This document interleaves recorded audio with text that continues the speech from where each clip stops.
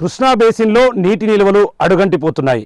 పాలమూరు వరప్రదాయనిగా ఉన్నటువంటి జూరాల దగ్గర నీరు లేక ప్రాజెక్ట్ అంతా వెలవెలబోతున్నటువంటి పరిస్థితి జూరాల దగ్గర కనిపిస్తుంది. ప్రజెంట్ మనం జూరాల ప్రాజెక్టు దగ్గర ఉన్నాము. బ్యాక్ సైడ్లో విజువల్స్లో కూడా చాలా క్లియర్గా చూడొచ్చు. పూర్తి స్థాయిలో ఈ ప్రాజెక్టు దగ్గర ఎప్పుడు కూడా జలసందడి జల వాతావరణం ఉండేది. కానీ ఈ సంవత్సరం పూర్తి స్థాయిలో వర్షాభావ పరిస్థితులు, అదేవిధంగా ఉష్ణోగ్రతల్లో పెను మార్పుల వల్ల నీటి నిల్వలు పూర్తిగా తగ్గిపోయి ప్రాజెక్ట్ అంతా కూడా వెలవెలబోతున్నటువంటి పరిస్థితి కనిపిస్తుంది. ముఖ్యంగా ఈ ప్రాజెక్టుకు సంబంధించి దీని పూర్తి స్థాయి నీటి మట్టం 9.657 టీఎంసీలు కాగా ప్రస్తుతం 3 టీఎంసీల నీరు మాత్రమే ప్రాజెక్టులో ఉండడంతో అధికారులు జాగ్రత్తగా ఈ నీటిని వినియోగించుకునేందుకు పూర్తి స్థాయిలో కసరత్తులు మొదలుపెట్టినటువంటి పరిస్థితి కనిపిస్తుంది. ఇప్పటికే ఈ ప్రాజెక్టుకు సంబంధించి దాదాపు 1,10,000 ఎకరాలకు సాగునీరు అందించే ఈ ప్రాజెక్టులో క్రాప్ హాలిడేను ప్రకటించారు. సాగునీరుకు పూర్తి స్థాయిలో నీటిని నిలిపివేస్తున్నట్లు కూడా అధికారులు ఆదేశాలు జారీ చేశారు.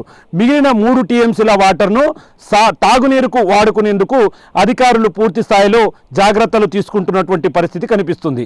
ఈ సంవత్సరం మార్చి మొదటి నుంచే ఎండలు దంచి కొడుతుండడంతో ఉష్ణోగ్రతల్లో పెను మార్పులు రావడంతో నీటి నిల్వలు పూర్తి స్థాయిలో తగ్గిపోతున్నాయి. ఉష్ణోగ్రతలు దాదాపు 43 సెంటీగ్రేడ్ల ఉష్ణోగ్రతలు నమోదవుతుండడంతో కృష్ణా బేసిన్కు సంబంధించినటువంటి కృష్ణా పరివాహక ప్రాంతం అంతా కూడా పూర్తిగా రాళ్లతో దర్శనమిస్తున్నటువంటి పరిస్థితి మనం విజువల్స్లో చూడొచ్చు.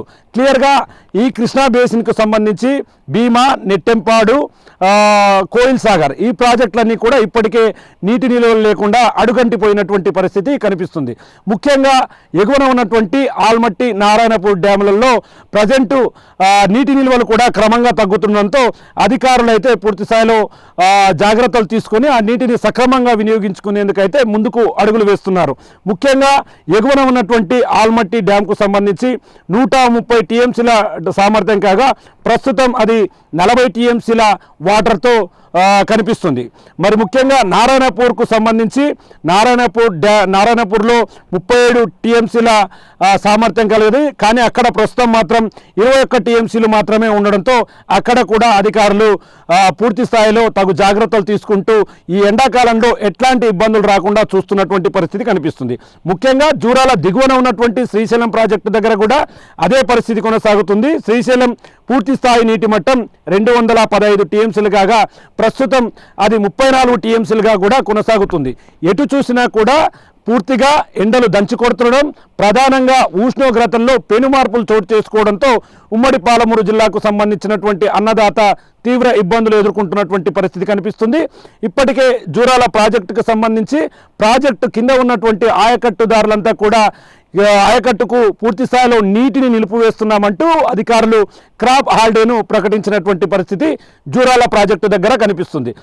గత సంవత్సరం వర్షాలు అధికంగా పడడం, దాంతో జూరాల ప్రాజెక్టులో పూర్తి స్థాయిలో ఒక నీటి మట్టం అనేది ఉండేది. దాన్ని సఫిషియెంట్గా అధికారులు వాడుకుంటూ ఎండాకాలంలో కూడా ఎట్లాంటి ఇబ్బందులు రాకుండా చూశారు. మేజర్గా ఈ ప్రాజెక్టు నుంచి రామన్పాడుకు వాటర్ను అందించాల్సి ఉంది.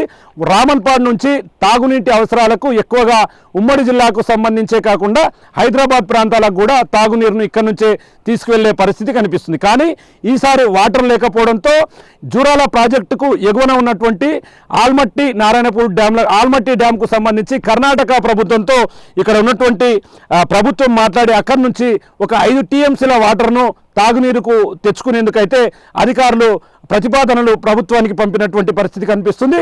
మరో 5-6 రోజుల్లో ఈ ప్రతిపాదనలు సిద్ధం చేసి ఆల్మట్టికి సంబంధించినటువంటి డ్యామ్ దగ్గర నుంచి వాటర్ను తీసుకువచ్చి తాగునీటికి ఇబ్బంది లేకుండా తాగునీటి కటకటలు తొలగించేందుకైతే అధికారులు సన్నాహకాలు ప్రారంభించినటువంటి పరిస్థితి కనిపిస్తుంది. మరి మార్చి నెల మొదటి మాసం నుంచే పూర్తి స్థాయిలో ఎండలు అధికంగా దంచుకొట్టడం, మొత్తంగా దీనికి సంబంధించి కోయిల్ సాగర్, నెట్టెంపాడు, భీమా ఫేజ్ 1, ఫేజ్ 2 ఈ ప్రాజెక్టుల దగ్గర నీటి నిల్వలు పూర్తి స్థాయిలో అడుగంటిపోవడంతో ఈసారి ఎండాకాలం ముగిసే వరకు కూడా ఉమ్మడి పాలమూరు జిల్లాకు సంబంధించినటువంటి ప్రజలకు తాగునీరు అందించేందుకైతే ప్రభుత్వం యుద్ధ ప్రాతిపదికన చర్యలు తీసుకునేలా ముందుకు వెళ్తున్నటువంటి పరిస్థితి కనిపిస్తుంది. ముఖ్యంగా ఇప్పటికీ సాగునీరులో విడుదల చేయడంలో ఎట్లాంటి మార్పులు ఉండబోవు, వాటిని విడుదల చేయమని అధికారులు తేల్చి చెప్పేశారు. మరోవైపు ఉన్న నీటిని సద్వినియోగపరచుకొని రాబోయే ఎండాకాలానికి సంబంధించి మరో నెల రోజుల మిగిలి ఉంది. దానికి సంబంధించి ఓవరాల్గా వారికి ఎట్లాంటి ఇబ్బందులు రాకుండా చూసేందుకైతే అధికార యంత్రాంగం అంతా ముందుకు వెళ్తున్నటువంటి పరిస్థితి కనిపిస్తుంది. మొత్తంగా చూస్తే ఓవరాల్గా కృష్ణా బేసిన్ అంతా కూడా పూర్తిగా రాళ్లతో రప్పలతో దర్శనమిస్తున్నటువంటి పరిస్థితి కనిపిస్తుంది.